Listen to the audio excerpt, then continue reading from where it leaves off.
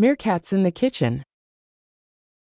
One sunny afternoon, two meerkats named Martin and Shauna sneaked into a house through an open window.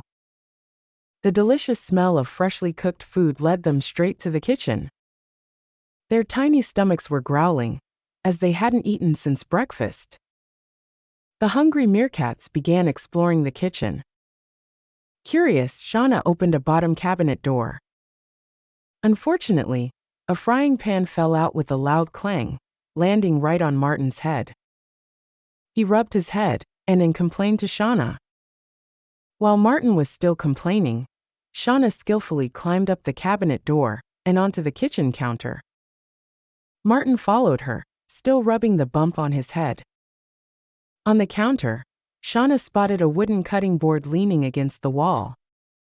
In her excitement to look behind it for food, she knocked it over. The heavy board landed with a thump right on Martin's foot. Poor Martin yelped, hopping around on one foot while holding on to the other. When he finally settled down, he found himself standing on something strange, the handle of a turned-up spatula. Seeing an opportunity for mischief, Shauna ran across the counter and leaped onto the flat end of the spatula. Poor Martin went flying through the air like a furry rocket and landed with a splat in a colander that was sitting on the stove top. In his attempt to get out of the strainer, Martin grabbed the nearest thing he could reach, the handle of a large pot. His plan backfired when the pot flipped over, trapping Martin inside.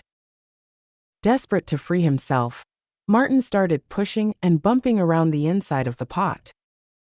Realizing he could make the pot move, he began to slide the pot across the counter.